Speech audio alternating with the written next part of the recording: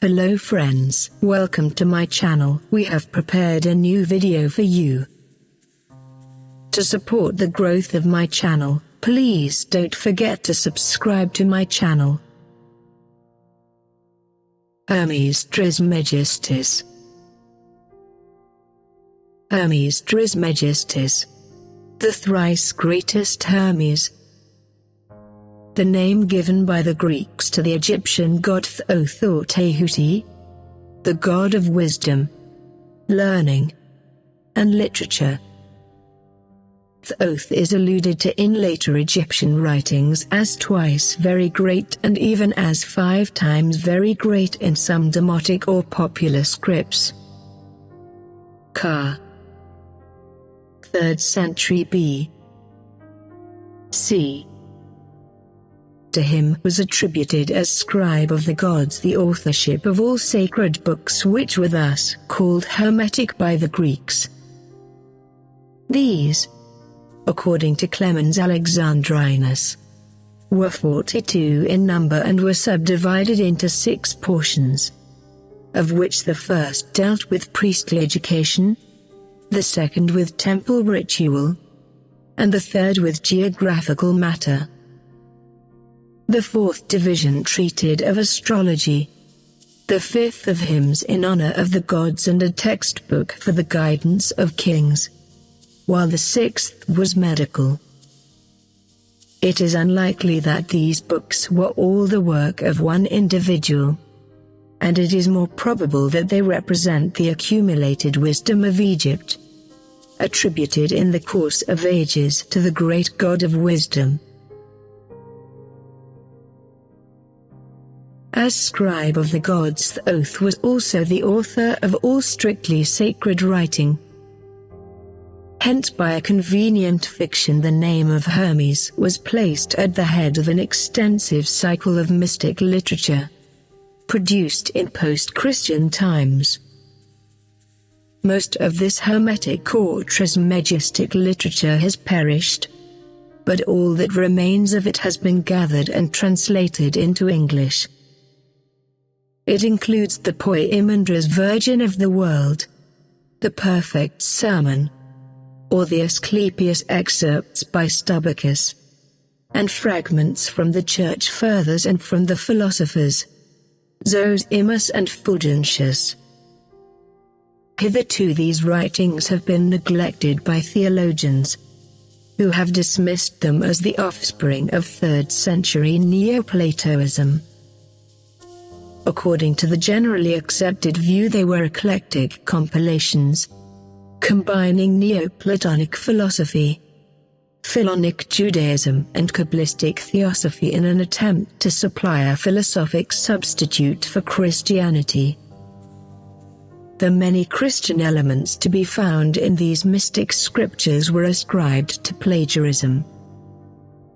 By an examination of early mystery writings and traditions, it has been proved with some degree of certainty that the main source of Trismegistic tractates is the wisdom of Egypt, and that they go back in an unbroken tradition of type and form and context to the earliest Ptolemaic times. The Poimandras, on which all later Trismegistic literature is based, must, at least in its original form, be placed not later than the 1st century. The charge of plagiarism from Christian writings, therefore, falls to the ground. If it can be proved that the Poimandras belongs to the 1st century, we have in it a valuable document in determining the environment and development of Christian origins.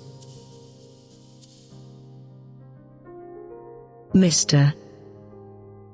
G. R.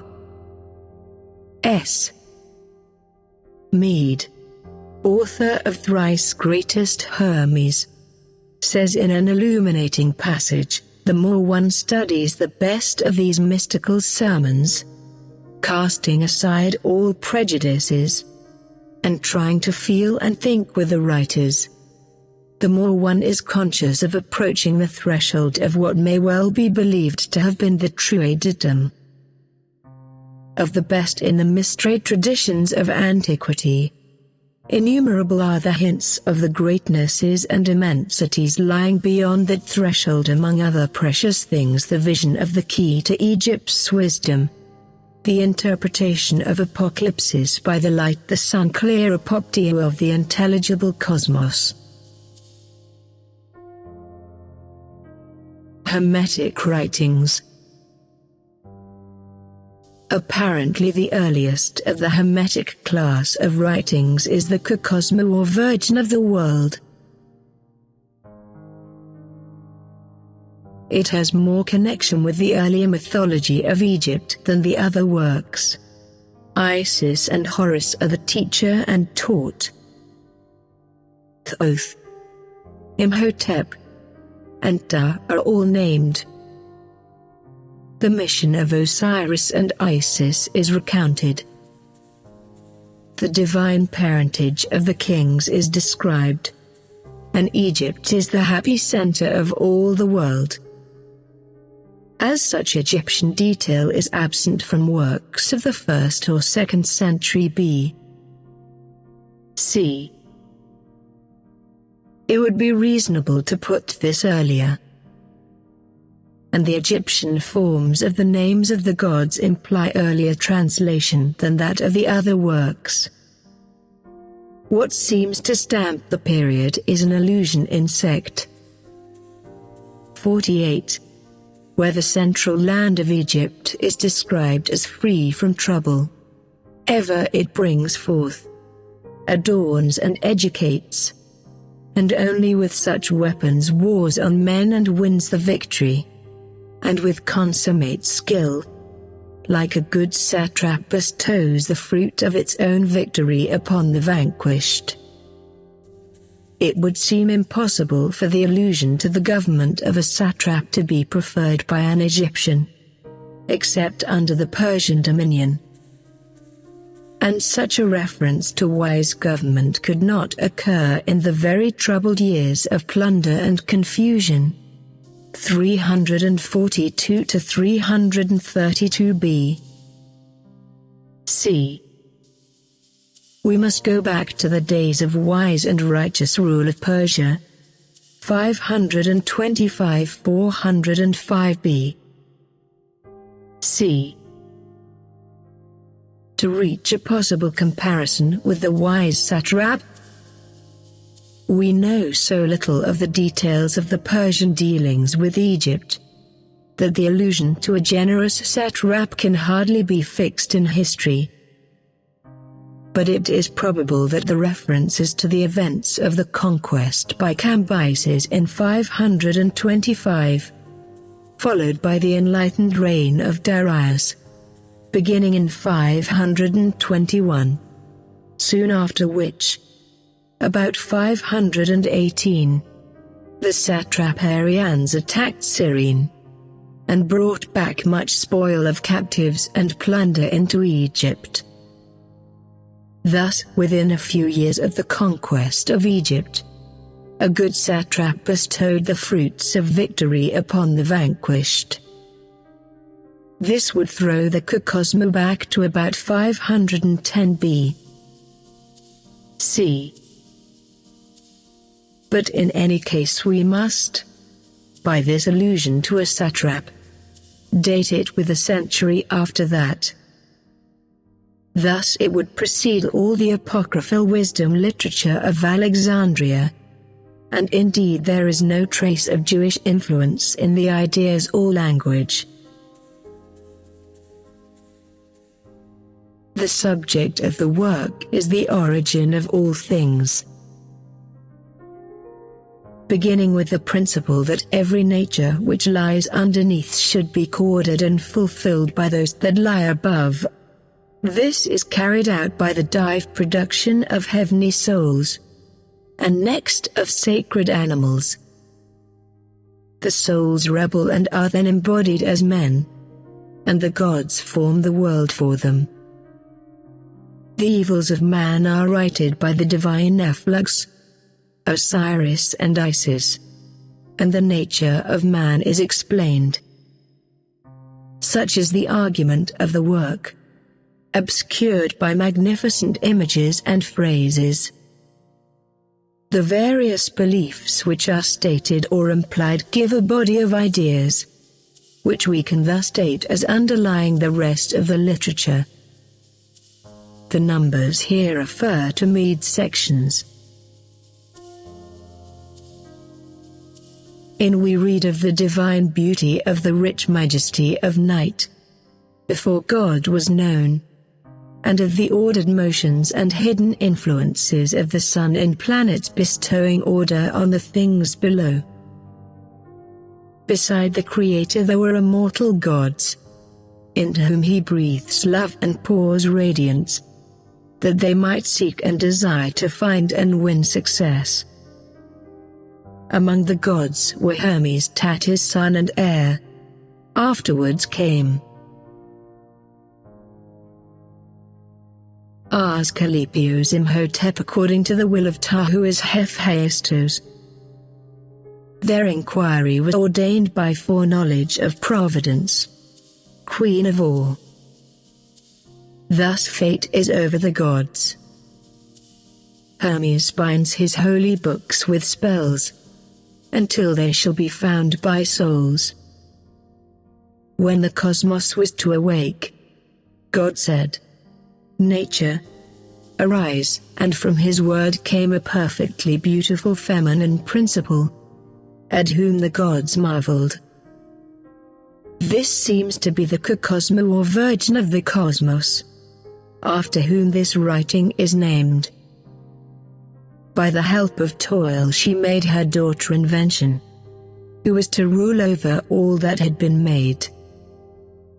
These, however, take no further action, but the breath of God and conscious fire blended with unconscious matter is the material for myriads of souls of 60 different degrees.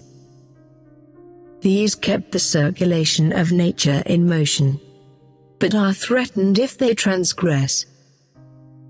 God then makes the sacred animals of water and of earth, and gives some matter to the souls to make men in their own nature. The souls make birds of the lightest stuff, quadrupeds of the stiffer plasm, then fish, and of the cold and heavy residue creeping things. But the whole of this existence is entirely before and outside of the present world of men. The second great stage is the rebellion of souls and its results. Proud of their work, the souls armed themselves, and were forever moving.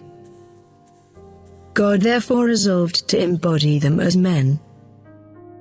The gods are called to promise their gifts to the new world of men. The sun will shine, the moon give fear, silence, sleep and memory. Kronos will give justice and necessity. Zeus will give fortune, hope, and peace.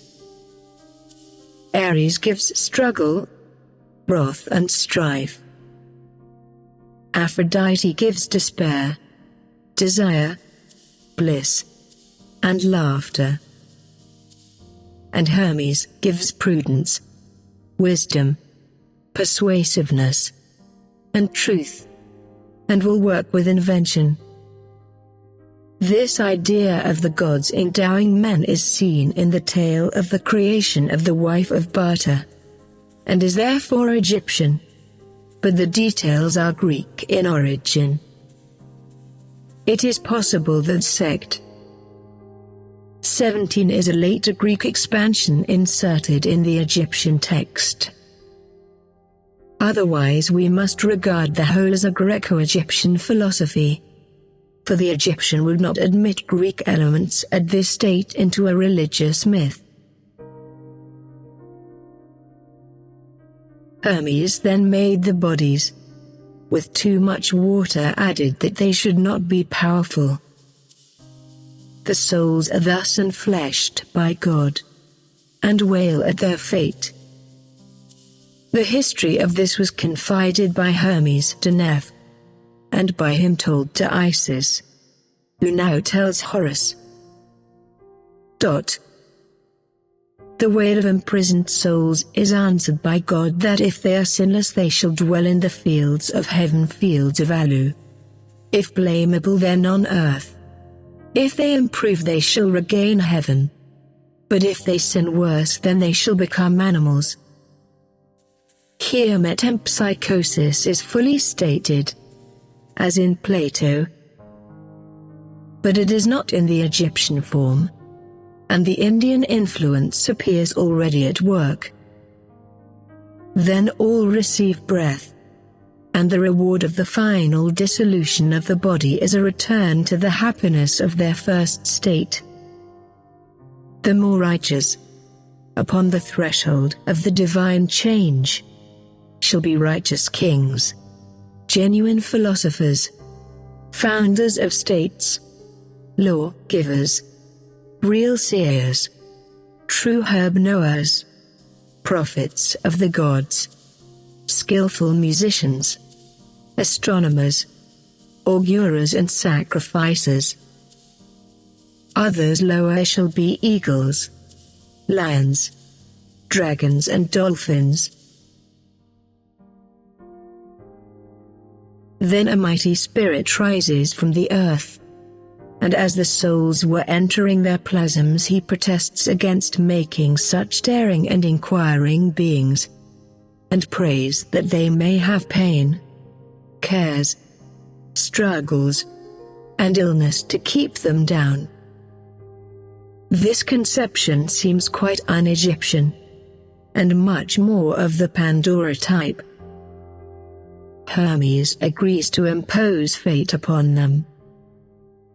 God then assembled the gods who are free from all decay and who regulate the mighty Aeon, the only Aeonic reference here, to join with him in making the heaven, earth, and sun.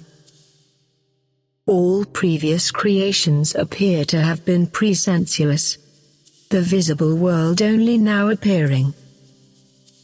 Then the souls cause such impious turmoil, newly shut in prison, that fire complains that it is turned from sacrificial rites with sweet-smelling vapors to burn up flesh. This point is strongly Indian, as implying that no flesh was sacrificed, but only spices. Air complains that it is polluted with dead bodies. Water complains that rivers wash the hands of murderers and receive the slain.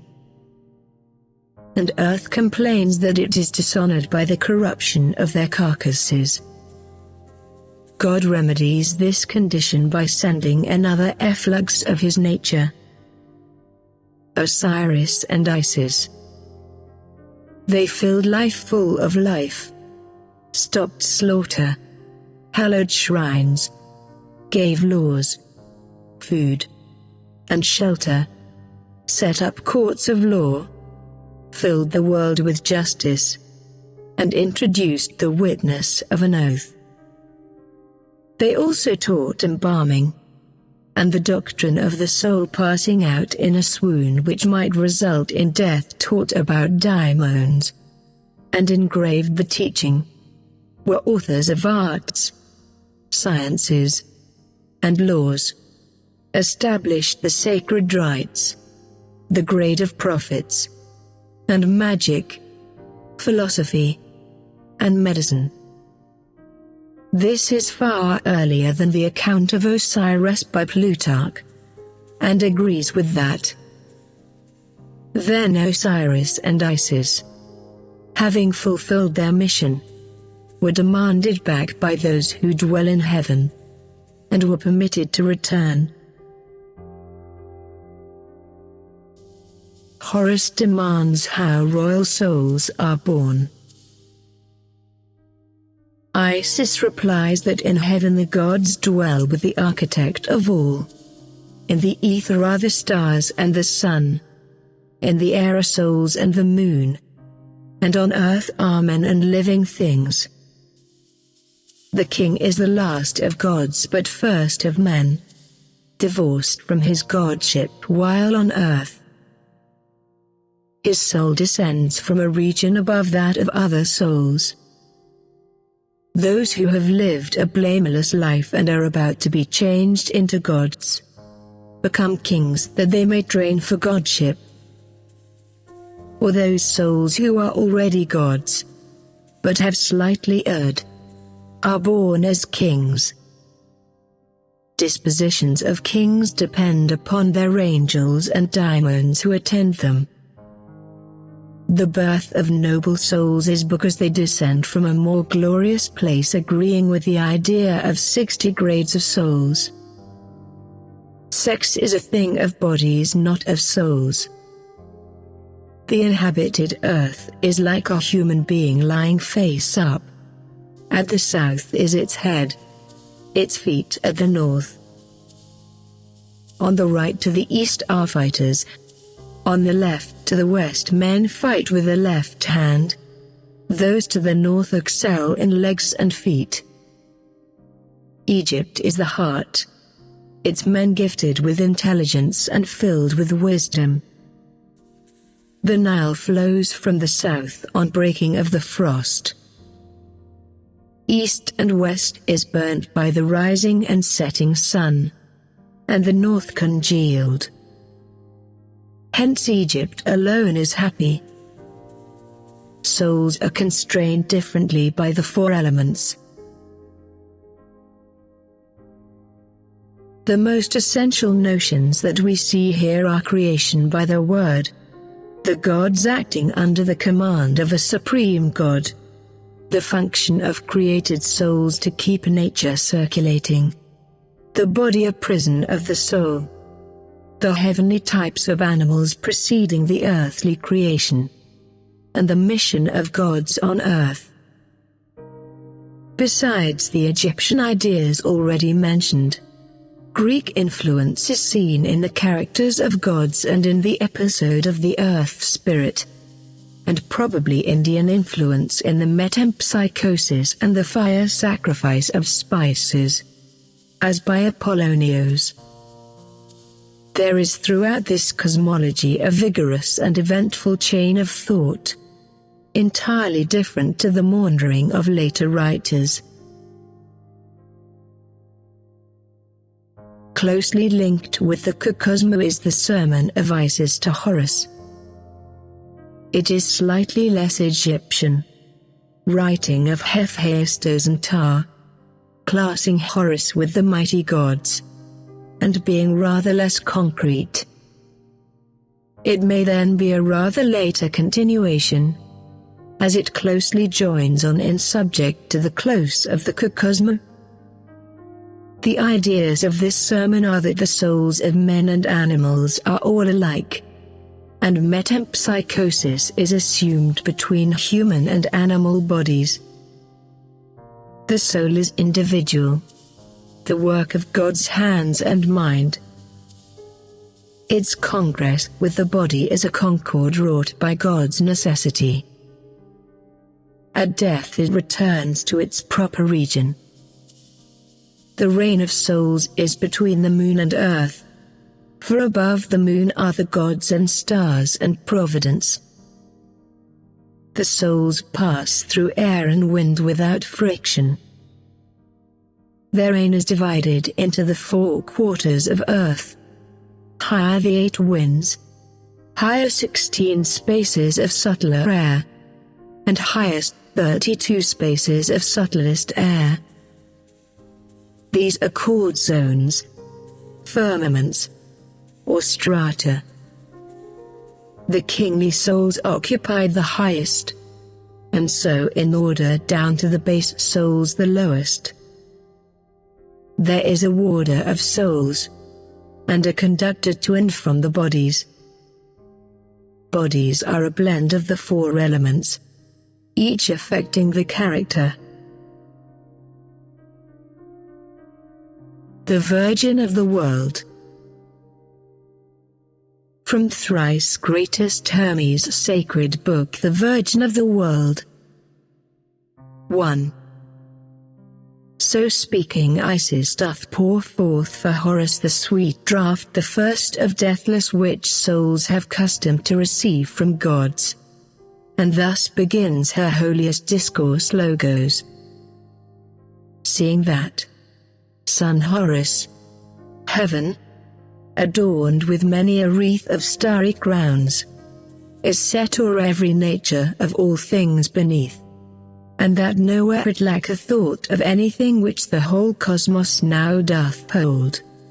In every way it needs must be that every nature which lies underneath should be corded and fulfilled by those that lie above. The things below cannot of course give order to the ordering above. It needs must, therefore, be the less should give place to the greater mysteries. The ordinance of the sublimer things transcends the lower. It is both sure in every way and falleth neath no mortal's thought. Wherefore the mysteries below did sign, fearing the wondrous beauty and the everlasting durance of the ones above. 'Twas worth the gazing and the pains to see heaven's beauty, beauty that seemed like God, God who was yet unknown, and the rich majesty of night, who weaves her web with rapid light, though it be less than suns, and of the other mysteries in turn that move in heaven, with ordered motions and with periods of times, with certain hidden influences bestowing order on the things below and co-increasing them. 2. Thus fear succeeded fear, and searching search incessant, and for so long as the Creator of the universals willed, did ignorance retain its grip on all. But when he judged it fit to manifest him who he is, he breathed into the gods and loves, and freely poured the splendor which he had within his heart into their minds, in ever greater and still greater measure, that firstly they might have the wish to seek, next they might yearn to find, and finally have power to win success as well. But this, my Horus, wonder-worthy son, could never have been done had that seed been subject to death, for that as yet had no existence, but only with a soul that could vibrate responsive to the mysteries of heaven. 3. Such was all-knowing Hermes, who saw all things, and seeing understood, and understanding had the power both to disclose and to give explanation. For what he knew, he graved on stone. Yet though he graved them onto stone, he hid them mostly, keeping sure silence though in speech, that every younger age of cosmic time might seek for them. And thus, with charge unto his kinsmen of the gods to keep sure watch, he mounted to the stars. To him succeeded Tat, who was at once his son and heir unto these knowledges, and not long afterwards Asclepius Imuth, according to the will of Tao, who is Hephaestus, and all the rest who were to make inquiry of the faithful certitude of heavenly contemplation, as foreknowledge willed, foreknowledge queen of all. 4. Hermes, however, made explanation to surrounding space, how that not even to his son because of the yet newness of his youth had he been able to hand on the perfect vision. But when the sun did rise for me, and with all-seeing eyes I gazed upon the hidden mysteries of that new dawn, and contemplated them, slowly they came to me, but it was sure conviction that the sacred symbols of the cosmic elements were hid away hard by the secrets of Osiris. 5. Hermes, ere he returned to heaven, invoked a spell on them, and spake these words: For 'tis not meet, my son, that I should leave this proclamation ineffectual, but rather should speak forth what words our Hermes uttered when he hid his books away. Thus then he said, O holy books, who have been made by my immortal hands, by incorruption's magic spells. Dot. Dot. Dot. Free from decay and incorrupt from time, become unseeable. For every one whose foot shall tread the plains of this our land, until old heaven doth bring forth meet instruments for you, whom the Creator shall call souls. Thus spake he, and, laying spells on them by means of his own works, he shuts them safe away in their own zones. And long enough the time has been since they were hid away. 6. And nature, O my son, was barren, till they who then were under orders to patrol the heaven, approaching to the God of all, their king, reported on the lethargy of things. The time was come for cosmos to awake, and this was no one's task but his alone. We pray thee, then, they said, direct thy thought to things which now exist and to what things the future needs. 7. When they spake thus, God smiled and said, Nature, arise, and from his word there came a marvel, feminine, possessed of perfect beauty, gazing at which the gods stood all amazed. And God the Forefather, with name of nature, honored her, and bade her be prolific. Then gazing fixedly on the surrounding space, he spake these words as well, Let heaven be filled with all things full, and air, and ether too. God spake and it was so. And nature, with herself communing, knew she must not disregard the sire's command. So with the help of toil she made a daughter fair, whom she did call Invention. And on her God bestowed the gift of being. And with his gift he set apart all them that had been so far made, filled them with mysteries, and to Invention gave the power of ruling them. 8. But he, no longer willing that the world above should be inert, but think good to fill it full of breaths, so that its parts should not remain emotive and inert, he thus began on these with use of holy arts as proper for the bringing forth of his own special work. For taking breath from his own breath and blending this with knowing fire, he mingled them with certain other substances which have no power to know. And having made the two either with other one, with certain hidden words of power, he thus set all the mixture going thoroughly, until out of the compost smiled a substance, as it were, far subtler, purer far, and more translucent than the things from which it came. It was so clear that no one but the artist could detect it. 9.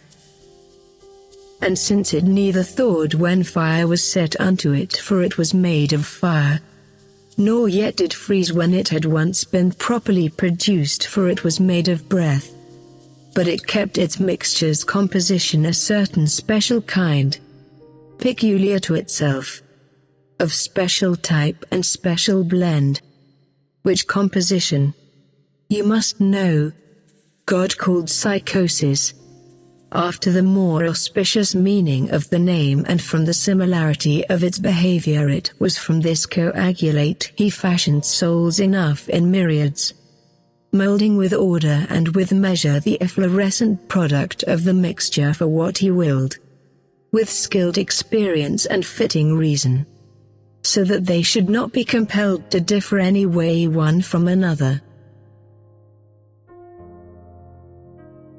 10.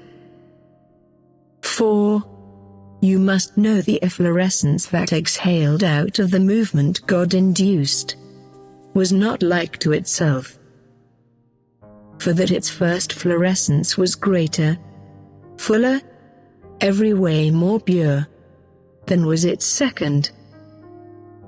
Its second was far second to the first, but greater far than this was its third.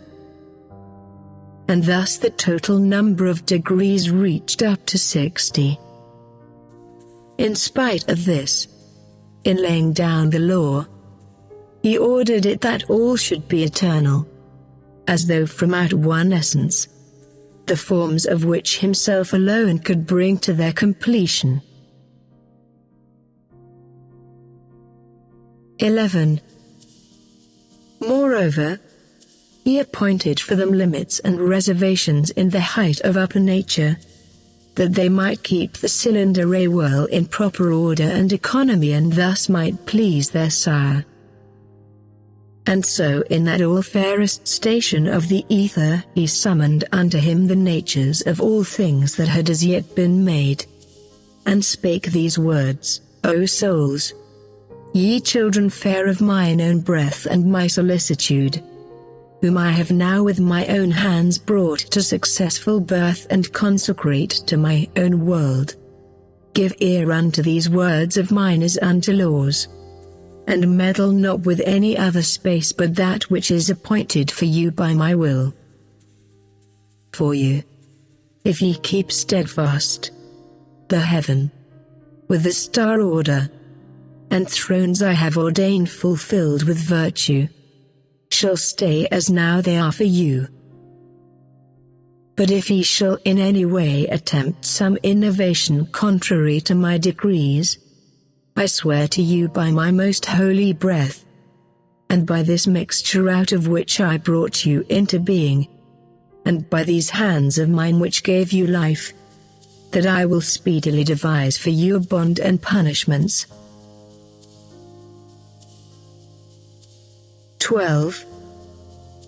And having said these words, the God, who is my Lord, mixed the remaining cognate elements water and earth together, and, as before, invoking on them certain occult words, words of great power though not so potent as the first, he set them moving rapidly, and breathed into the mixture power of life. And taking the coagulate which like the other floated to the top, when it had been well steeped and had become consistent, he modelled out of it those of the sacred animals possessing forms like unto men's. The mixture's residue he gave unto those souls that had gone in advance and had been summoned to the lands of gods, to regions near the stars, and to the choir of holy daimons. He said, 13. My sons, ye children of my nature, fashion things, take ye the residue of what my art hath made, and let each fashion something which shall bear resemblance to his own nature. These will I further give to you as models. He took and set in order fair and fine, agreeably to the motions of the souls, the world of sacred animals, appending as it were to those resembling men those which came next in order, and on these types of lives he did bestow the all-devising powers and all-contriving procreative breath of all the things which were forever generally to be. And he withdrew, with promises to join unto the visible productions of their hands breath that cannot be seen, and essence of engendering its like to each, so that they might give birth to others like themselves. And these are under no necessity to do aught else than what they did at first. 14. And Horus asked, "What did the souls do, Mother?" Then, and Isis said, taking the blend of matter, "Horus, my son, they first looked at the Father's mixture and adored it, and tried to find out whence it was composed. But this was not an easy thing for them to know. They then began to fear lest they should fall beneath the Father's wrath for trying to find out, and so they set to work to do what they were bid. Thereon, out of the upper stuff, which had its topmost layer superfluously light, they formed the race of birds. While they were doing this, the mixture had become half-hardened, and by this time had taken on a firm consistency. Thereon they fashioned out the race of things which have 4 feet. Next they did fashion forth the race of fish, less light and needing a moist substance of a different kind to swim in. And as the residue was of a cold and heavy nature, from it the souls devised the race of creeping things. 15. They then, my son, as though they had done something grand, with overbusy daring armed themselves, and acted contrary to the commands they had received. And forthwith they began to overstep their proper limits and their reservations, and would no longer stay in the same place, but were forever moving, and thought that being ever stationed in one place was death. That they would do this thing, however, O my son, as Hermes says when he speaks unto me, have not escaped the eye of him who is the God and Lord of universal things. And he searched out a punishment and bond, the which they now in misery endure. Thus was it that the sovereign king of all resolved to fabricate with art the human frame, in order that in it the race of souls throughout might be chastised. 16.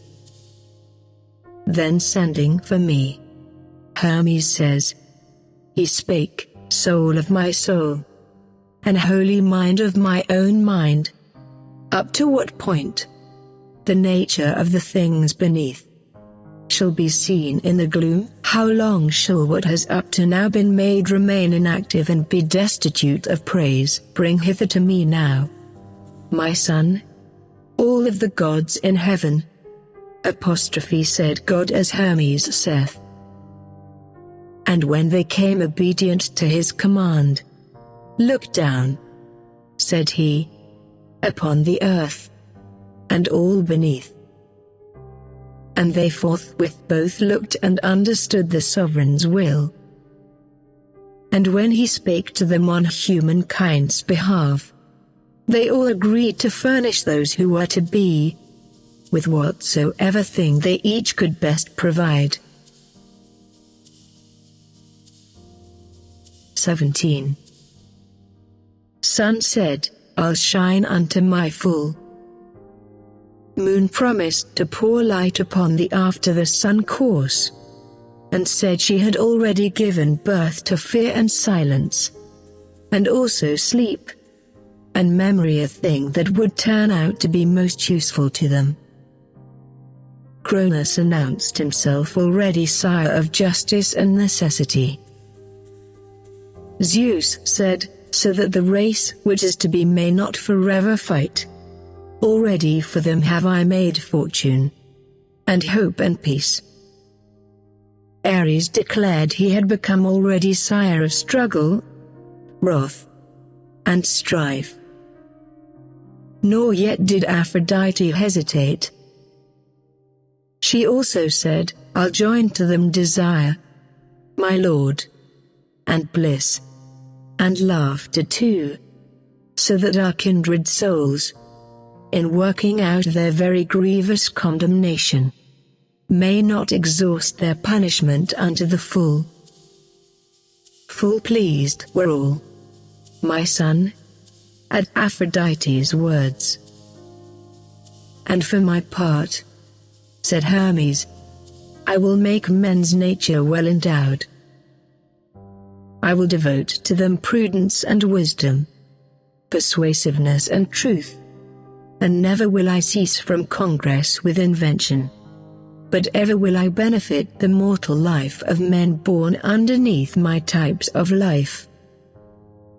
For that the types our Father and Creator hath set apart for me, are types of wisdom and intelligence, and more than ever is the so what time the motion of the stars set over them doth have the natural power of each consonant with itself. 18. And God, the Master of the universe, rejoiced on hearing this, and ordered that the race of men should be. I, Hermes says, was seeking for the stuff which had to be employed, and calling on the monarch for his aid. And he gave order to the souls to give the mixture's residue. And taking it I found it utterly dried up. Thereon, in mixing it, I used more water far than was required to bring the matter back unto its former state, so that the plasmon was in every way reluxible, and weak and powerless, in order that it might not, in addition to its natural sagacity, be full of power as well. I molded it, and it was fair. And I rejoiced at seeing mine own work, and from below I called upon the monarch to behold. And he did look on it, and was rejoiced, and ordered that the souls should be enfleshed. Then were they first plunged in deep gloom, and, learning that they were condemned, began to wail. I was myself amazed at the soul's utterances. 19. Now give good heed, son Horus, for thou art being told the mystic spectacle which Maximus, our forefather, was privileged to hear from Hermes, record writer of all deeds, and I from Maximus, most ancient of us all, when he did honor me with the black rite that gives perfection. Hear thou it now from me. For when, O wondrous son of mighty fame, they were about to be shut in their prisons, some simply uttered wails and groans in just the self-same way as beasts that once have been at liberty, when torn from their accustomed haunts they love so well, will be bad slaves, will fight and make revolt, and be in no agreement with their masters. Nay more, if circumstances should serve, will even do to death those that oppress them. Others with louder outcry hissed like snakes. Another shrieked shrilly, and ere he spake shed many tears, and, turning up and down what things served him as eyes, he said. 20. O heaven, thou source of our begetting, O ether, air, O hands and holy breath of God our monarch, O ye most brilliant stars, eyes of the gods, O tireless light of sun and moon, co-nurslings of our origin, reft from all we suffer piteously. And this the more, in that from spacious realms of light, from out thy holy envelope and wealthy dome, and from the blessed government we shared with gods, we shall be thus shut down into these honorless and lowly quarters. What is the so unseemly thing we miserable have done? What crime deserves these punishments? How many sins await us wretched ones? How many are the things we have to do in this our hopeless plight? Necessities to furnish for this watery frame that is soon dissolved. 21. For that no longer shall our eyes behold the souls of God. When through such watery spheres as these we see our own forefather heaven grown small and tiny, we shall dissolve and signs. Nay, there'll be times we shall not see at all. For sentence hath been passed on us poor things. The gift of real sight hath not been given to us, in that it hath not been permitted us to see without the light. Windows, they are, not A's. How wretchedly shall we endure here our kindred breaths breathe in the air, when we no longer shall be breathing with them for home. Instead of this great world high in the air, a heart's small mass awaits us. Set thou us free from bonds so base as these to which we have sunk down, and end our grief, O Lord and Father, and our Maker, if so it be thou hast thus quickly grown indifferent unto the works of thine own hands. Appoint for us some limits, still deem us worthy of some words, though they be few, while yet we can see through the whole world order bright on every side. 22. Thus speaking, Horus, Sun, the souls gained their request. For that the monarch came, and sitting on the throne of truth made answer to their prayers, O souls, love and necessity shall be your lords, they who are lords and marshals after me of all. Know, all of you who are set under my gaining rule, that as long as ye keep you free of sin, ye shall dwell in the fields of heaven.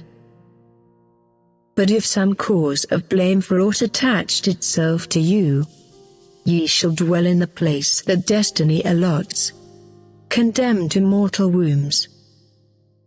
If, then, the things imputed to your charge be slight, leaving the bond of fleshly frame subject to death, ye shall again embrace your Father Heaven, and sin no more.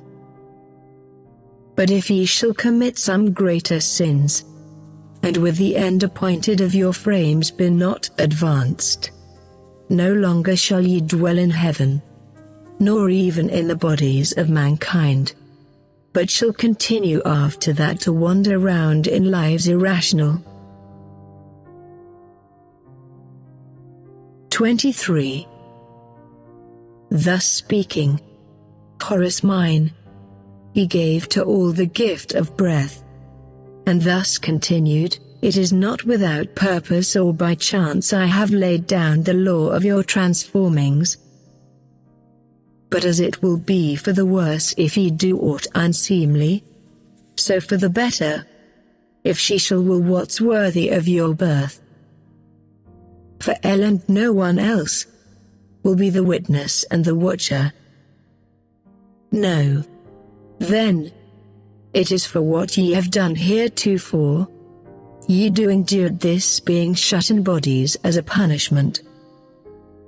The difference in your rebirths, accordingly, for you, shall be as I have said, a difference of bodies, and their final dissolution shall be a benefit and a return to the fair happiness of former days.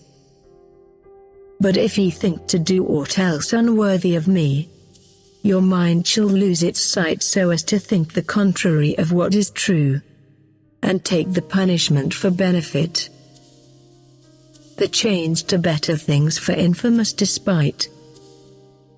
But the more righteous of you, who stand upon the threshold of the change to the diviner state, shall among men be righteous kings, and genuine philosophers, founders of states, and law-givers, and real seers, and true herb knowers, and prophets of the gods most excellent, skillful musicians, skilled astronomers, and augurs wise. Consummate sacrificers, as many of you as are worthy of things fair and good. 24. Among winged tribes they shall be eagles, for these will neither scare away their kind nor feed on them. Nay more, when they are by, no other weaker beast will be allowed by them to suffer wrong. For what will be the eagle's nature is too just to suffer it. Among four-footed things they will be lions, a life of strength and of a kind which in a measure needs no sleep. In mortal body practicing the exercises of immortal life, for they nor weary grow nor sleep. And among creeping things they will be dragons, in that this animal will have great strength and live for long, will do no harm, and in a way be friends with man, and let itself be tamed. It will possess no poison and will cast its skin, as the nature of the gods. Among the things that swim they will be dolphins, for dolphins will take pity upon those who fall into the sea, and if they are still breathing bear them to the land, while if they're dead they will not ever even touch them, though they will be the most voracious tribe that in the water dwells. 25. Thus speaking God became imperishable mind. Thereon, son Horus, from earth uprose a very mighty spirit which no mass of body could contain, whose strength consisted in his intellect. And though he knew full well the things on which he questioned the body with which man was clothed according to his type, a body fair and dignified, yet savage overmuch and full of fear, immediately he saw the souls were entering the plasms. He cried out, "What are these called, O Hermes, writer of the records of the gods?" And when he answered men, Hermes, he said, "It is a daring work, this making man, with eyes inquisitive, and talkative of tongue, with power henceforth to hear things even which are no concern of his, dainty of smell, who will use to its full his power of touch on everything. Hast thou, his generator, judged it good to leave him from care, who in the future daringly will gaze upon the fairest mysteries which nature hath? Wouldst thou leave him without a grief, who in the days to come will make his thoughts reach unto mysteries beyond the earth? 26. Men will dig up the roots of plants, and will find out their juices' qualities. Men will observe the nature of the stones. Men will dissect not only animals irrational, but they'll dissect themselves, daring to find out how they were made. They will stretch out their daring hands into the sea, and cutting self-grown forests down will ferry one another or to lands beyond. Men will seek out as well the inner nature of the holy spaces which no foot may tread, and will chase after them into the great space, desiring to observe the nature of the motion of the heaven. These are yet moderate things which they will do, for nothing more remains than earth's remotest realms. Nay, in their daring they will track out night, the farthest night of all. 27. Naught have they, then, to stop them from receiving their initiation in the good of freedom from all pain, and unconstrained by terror's grievous goads, from living softly out a life free from care. Then will they not gird on the armor of an overbusy daring up to heaven? Will they not, then, reach out their souls free from all care unto the primal elements themselves? Teach them henceforth to long to plan out something, where they have as well to fear the danger of its ill success, in order that they may be tamed by the sharp tooth of pain in failure of their hopes. Let the too busy nature of their souls be balanced by desires, and fears, and griefs, and empty hopes. Let loves in quick succession sway their souls, hopes, manifold desires, sometimes fulfilled, and sometimes unfulfilled, that the sweet bait of their success may draw them into struggle amid dire ills. Let fever lay its heavy hand on them, that losing heart they may submit desire to discipline. 28. Thou grievest? Dost thou, Horus, son, to hear thy mother put these things in words? Art thou not struck with wonder? Art thou not terror-struck at how poor man was grievously oppressed? Hear what is sadder still. When Momus said these things, Hermes was pleased, for what he said was said out of affection for him. And so he did all that he recommended. Speaking thus, Momus, the nature of the breath divine which doth surround all things shall not become inert. The Master of the universe appointed me as steward and as manager. Wherefore the overseer of his command will be the keen-eyed goddess of the all, Idris. And I will skillfully devise an instrument, mysterious, possessed of power of sight that cannot err, and cannot be escaped, whereto all things on earth shall of necessity be subject, from birth to final dissolution, an instrument which binds together all that's done. This instrument shall rule all other things on earth, as well as man. 29. These words, said Hermes, did I speak to Momus, and forthwith the instrument was set a-going. When this was done, and when the souls had entered in the bodies, and Hermes had himself been praised for what was done, again the monarch did convoke the gods in session. The gods assembled, and once more did he make proclamation, saying, Ye gods, all ye who have been made of chiefest nature, free from all decay, who have received as your appointed lot forevermore to order out the mighty Aeon, through whom all universal things will never weary grow surrendering themselves in urn the one to other. How long shall we be rulers of this sovereignty that none can ever know? How long these things? Shall they transcend the power of sight of sun and moon? Let each of us bring forth according to his power.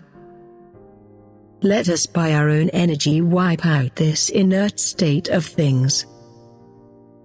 Let chaos seem to be a myth incredible to future days. Set hand to mighty work, and I myself will first begin. 30. He spake. Straightway in cosmic order there began the differentiation of the up to then black unity of things. And heaven shone forth above, tricked out with all his mysteries. Earth, still a tremble, as the sun shone forth, grew harder, and appeared with all the fair adornment that bedeck her round on every side. For beautiful to God are even things which men think mean, in that in truth they have been made to serve the laws of God.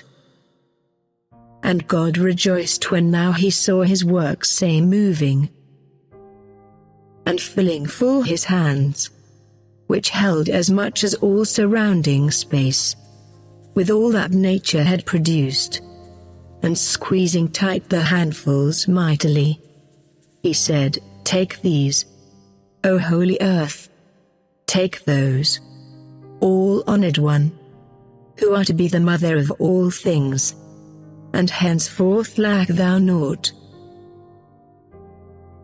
31. God spake, and opening his hands, such hands as God should have, he poured them all into the composition of the world. And they in the beginning were unknown in every way, for that the souls as newly shut in prison, not enduring their disgrace, began to strive in emulation with the gods in heaven, in full command, in that they had the same Creator, made revolt, and using weak men as instruments, began to make them set upon each other, and range themselves in conflict, and make war among themselves.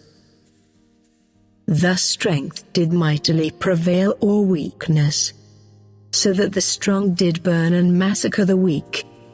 And from the holy places down they cast the living and the dead down from the holy shrines, until the elements in their distress resolved to go to God their monarch to complain about the savage state in which men lived. The evil now being very great, the elements approached to God who made them, and formulated their complaint in some such words as these. 32. It was moreover fire who first received authority to speak. He said, "O Lord, artificer of this new world, thou name mysterious among the gods, and up to now revered by all mankind, how long hast thou, O Daimon, judged it right to leave the life of mortals without God? Show now thyself unto thy world, consulting thee. Initiate the savagery of life with peace. Give laws to life. To right give oracles. Fill with fair hopes all things. And let men fear the vengeance of the gods, and none will sin. Should they receive due retribution for their sins, they will refrain henceforth from doing wrong. They will respect their oaths, and no one any more will ponder sacrilege. Let them be taught to render thanks for benefits received, that I, the fire, may joyfully do service in the sacrificial rites, that they may from the altar send sweet-smelling vapors forth. For up to now I am polluted, Lord, and by the godless daring of these men I am compelled to burn up flesh. They will not let me be for what I was brought forth, but they adulterate with all indecency my undecaying state. 33. And the heir too said, I also, Master, I am made turbid by the vapors which the bodies of the dead exhale, and I am pestilential, and no longer filled with health. I gaze down on things I ought not to behold. Next water, O my son of mighty soul, received authority to speak, and spake and said, O Father, O wonderful Creator of all things, Daimon self-born, and nature's maker, who through thee doth conceive all things, now at this last, command the rivers' streams forever to be pure, for that the rivers and the seas or wash the murderer's hands or else receive the murdered. 34. After came earth in bitter grief, and taking up the tale, O son of high renown, thus she began to speak, O sovereign Lord, chief of the heavenly ones, and master of the wheels, thou ruler of us elements, O sire of them who stand beside thee, for whom all things have the beginning of their increase and of their decrease, and into whom they cease again and have the end that is their due according to necessity's decree. O greatly honored one, the godless rout of men doth dance upon my bosom. I hold in my embrace as well as the nature of all things. For I, as thou didst give command, not only bear them all, but I receive them also when they're killed. But now I am dishonored. The world upon the earth, though filled with all things else, hath not a God. For having naught to fear they sin in everything, and from my heights, O Lord, down dead they fall from every evil art, and soaking with the juices of their carcasses I'm all corrupt. Hence am I, Lord, compelled to hold in me those of no worth. With all I bear I would hold God as well. Bestow on earth, if not thyself, for I could not contain thee, yet some holy emanation of thyself. Make thou the earth more honored than the rest of elements, for it is right that she should boast of gifts from thee, in that she giveth all. 35. Thus spake the elements, and God, fulfilling all things with the sound of his most holy voice, spake thus, Depart, ye holy ones, ye children worthy of a mighty sire, nor yet in any way attempt to innovate, nor leave the whole of this my world without your active service. For now another efflux of my nature is among you, and he shall be a pious supervisor of all deeds, judge incorruptible of living men and monarch absolute of those beneath the earth, not only striking terror into them but taking vengeance on them. And by his class of birth the fate he hath deserved shall follow every man.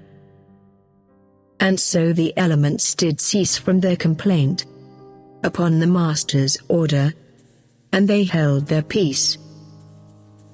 And each of them continued in the exercise of his authority and in his rule. 36.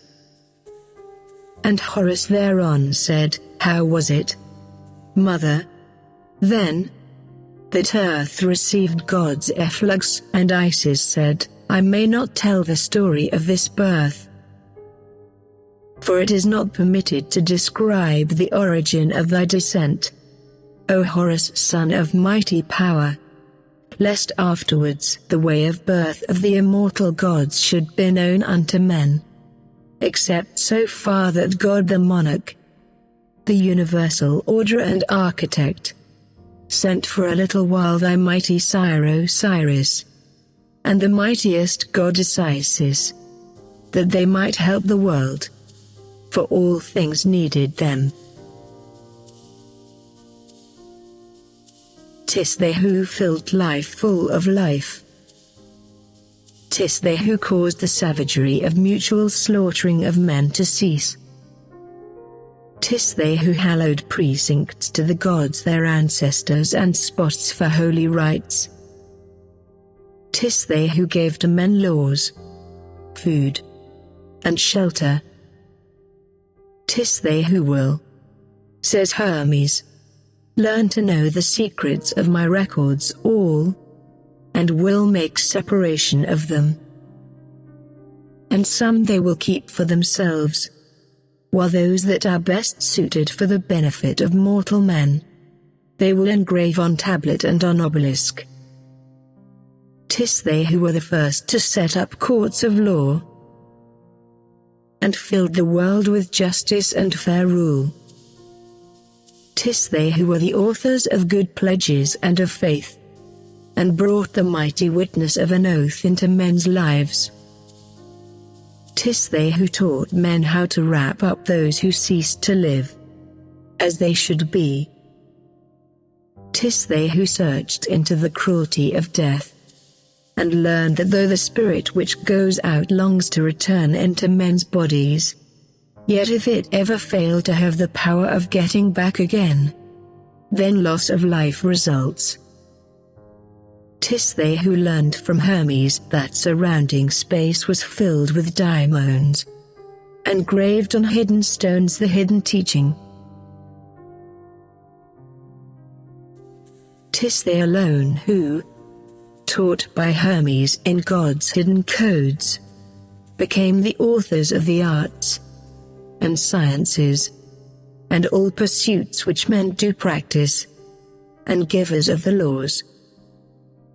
'Tis they who, taught by Hermes that the things below have been disposed of by God to be in sympathy with things above, established on the earth the sacred rites o'er which the mysteries in heaven preside.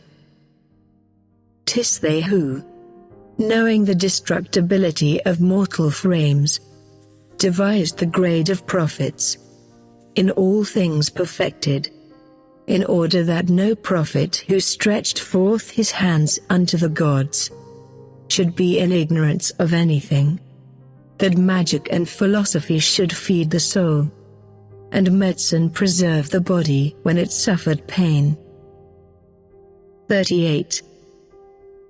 And having done all this, my son, Osiris and myself, perceiving that the world was now quite full, were thereupon demanded back by those who dwell in heaven, but could not go above until he had made appeal unto the monarch, that surrounding space might with this knowledge of the soul be filled as well, and we ourselves succeed in making our ascent acceptable to him.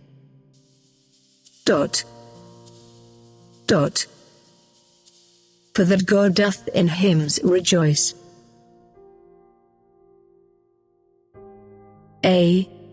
Mother, Horus said, on me as well bestow the knowledge of this hymn, that I may not remain in ignorance.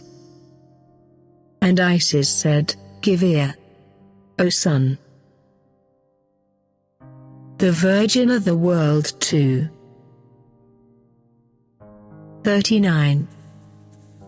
Now if thou wouldst, O son of mighty soul, know aught beside, ask on. And Horus said, O mother of great honor, I would know how royal souls are born. And Isis said, son Horus, the distinction which marks out the royal souls is somewhat of this kind. 4 regions are there in the universe which fall beneath the law and leadership which cannot be transgressed: heaven, and the ether, and the air, and the most holy earth. Above in heaven, sun, the gods do dwell, o'er whom with all the rest doth rule the architect of all. And in the ether dwell the stars, o'er whom the mighty light giver the sun holds sway. But in the air live only souls, o'er whom doth rule the moon. And on the earth do dwell men and the rest of living things, o'er whom he who doth happen to be king holds sway. 40. The gods engender, son, the kings it has deserved, to rule the race that lives on earth. The rulers are the emanations of the king, of whom the nearer to him is more royal than the rest. For that the sun, in that 'tis nearer than the moon to God, is far more vast and potent, to whom the moon comes second both in rank and power. The king, then, is the last of all the other gods, but first of men. And so long as he is upon the earth, he is divorced from his true godship, but hath something that doth distinguish him from men and which is like to God. The soul which is sent down to dwell in him is from that space which is above those regions whence the souls descend to other men. Down from that space the souls are sent to rule for those two reasons. Son. 41. They who have run a noble, blameless race throughout the cycle of their lives, and are about to be changed into gods, are born as kings in order that by exercise of kingship they may train themselves to use the power the gods enjoy. While certain souls who are already gods, but have in some slight way infringed the rule of life which God inspired, are born as kings, in order that they may not, in being clothed in bodies, undergo the punishment of loss of dignity as well as nature, and that they may not, when they are enfleshed, have the same lot as other men, but have when bound what they enjoyed when free. 42. The differences which are, however, in the dispositions shown by those who play the part of kings, and not determined by distinguishing their souls, for these are all divine, but by the constitution of the angels and the daimons who attend on them. For that such souls as these descending for such purposes do not come down without a guarded escort, for justice up above knows how to give to each what is its duest, 18, though they be made exiles from their country ever fair. When, then, my son, the angels and the daimons who bring down the soul are of the warlike kind, it has to keep firm hold of their proclivities, forgetting its own proper deeds, but all the more remembering the doings of the other host attached to it. When they are peaceful, then the soul as well doth order its own course in peace. When they love justice, then it too defends the right. When they are music lovers, then it also sings. And when they are truth lovers, then it also doth philosophize. For as it were out of necessity these souls keep a firm hold of the proclivities of those that bring them here. For they are falling down to man's estate, forgetting their own nature, and the farther they depart from it, the more they have in memory the disposition of those powers which shut them into bodies. 43. Well hast thou, mother, all explained, said Horace. But noble souls, how they are born, thou hast not told me yet. As on earth, son Horace, there are states which differ one from other, so also is it in the case of souls. For they have regions whence they start, and that which starts from a more glorious place hath nobler birth than one which doth not so. For just as among men the free is thought more noble than the slave, for that which is superior in souls and of a ruling nature of necessity subjects what is inferior, so also, son.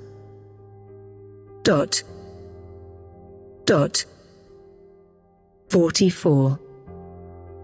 And how are male and female souls produced? Souls, Horace, son, are of the self-same nature in themselves, in that they are from one and the same place where the Creator modeled them. Nor male nor female are they. Sex is a thing of bodies, not of souls. That which brings it about that some of them are stouter, some more delicate, is sun, the cosmic air in which all things are made. Air for the soul is nothing but the body which envelops it, an element which is composed of earth and water, air and fire. As then, the composition of the female ones has more of wet and cold, but less of dry and warm. Accordingly, the soul which is shut in a plasm of this kind becomes relaxed and delicate, just as the contrary is found to be in case of males. For in their case there's more of dry and warm, and less of cold and wet. Wherefore the souls in bodies such as these are sturdy and more active. 45. And how do souls become intelligent? O mother mine, and Isis answered, the organ of the sight, my son, is swathed in wrappings. When these are dense and thick, the eye is dim, but when they're thin and light, then is the sight most keen. So also is it for the soul. For it as well has envelopes incorporeal appropriate to it, just as it is itself incorporeal. These envelopes are airs which are in us. When these are light and thin and clear, then is the soul intelligent. But, on the contrary, when they are dense and thick and turbid, then the soul, as in bad weather, sees not at distance but only things which lie about its feet. What is the reason, mother, that the men outside our holiest land are not so wise of mind as our compatriots? And Isis said, the earth lies in the middle of the universe upon her back, like to a human being, with eyes turned up to heaven, and portioned out into as many regions as there are limbs in man. She turns her eyes to heaven as though to her own sire, that with his changes she may also bring about her own. She hath her head set to the south of all, right shoulder to southeast, left shoulder to southwest. Her feet below the bear, right foot beneath its tail, left under its head. Her thighs beneath those that succeed the bear. Her waist beneath the middle stars. 47. A sign of this is that men in the south, who dwell upon her head, are fine about the head and have good hair. Those in the east are ready for a fight and archer folk, for this pertains to the right hand. Those in the west are steadier and for the most part fight with the left hand, and what is done by others with the right, they for their part attribute to the left. Those beneath the bear excel in feet and have especially good legs. Those who come after them a little way, about the zone which is our present Italy and Greece, they all have well-made thighs and backs.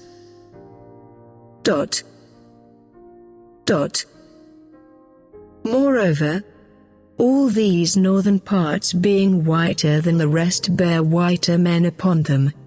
But since the holiest land of our forebears lies in the midst of earth, and that the midst of a man's body serves as the precinct of the heart alone, and heart's the spot from which the soul doth start, the men of it not only have no less the other things which all the rest possess, but as a special thing are gifted with intelligence beyond all men and filled with wisdom, in that they are begotten and brought up above her heart. 48. Further, my son, the south being the receiver of the clouds which mass themselves together from the atmosphere.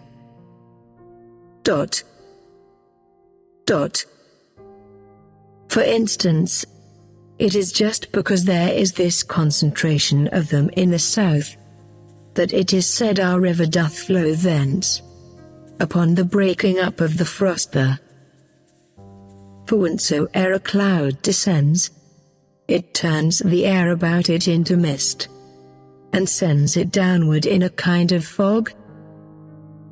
And fog or mist is an impediment not only to the eyes, but also to the mind. Whereas the East, O Horus, great in glory, in that 'tis thrown into confusion and made over hot by the continual risings of the sun, and in like fashion too, the West, its opposite, in that it suffers the same things through its descents, afford the men born in them no conditions for clear observation. And Boreas, with his concordant cold, together with their bodies doth congeal the minds of men as well. Whereas the centre of all these being pure and undisturbed, foreknows both for itself and all that are in it. For, free from trouble, ever it brings forth, adorns and educates, and only with such weapons wars on men, and wins the victory, and with consummate skill, like a good satrap, bestows the fruit of its own victory upon the vanquished. 49.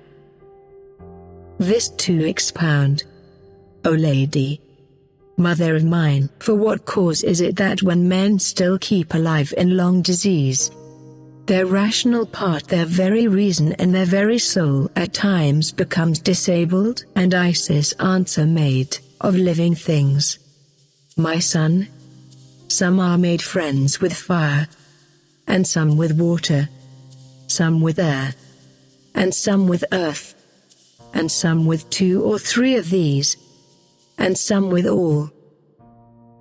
And, on the contrary, again some are made enemies of fire, and some of water, some of earth, and some of air, and some of 2 of them, and some of 3, and some of all.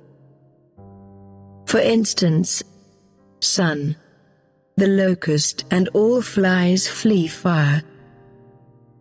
The eagle and the hawk and all high-flying birds flee water. Fish, air and earth. The snake avoids the open air, whereas snakes and all creeping things love earth. All swimming things love water. Winged things, air, of which they are the citizens, while those that fly still higher love the fire and have the habitat near it. Not that some of the animals as well do not love fire. For instance, salamanders, for they even have their homes in it. It is because one or another of the elements doth form their body's outer envelope. 50. Each soul, accordingly, while it is in its body is weighted and constricted by these 4. Moreover, it is natural it also should be pleased with some of them and pained with others. For this cause, then, it doth not reach the height of its prosperity. Still, as it is divine by nature, e'en while wrapped up in them, it struggles and it thinks, though not such thoughts as it would think were it set free from being bound in bodies. Moreover, if these frames are swept with storm and stress, or of disease or fear, then is the soul itself tossed on the waves, as man upon the deep with nothing steady under him.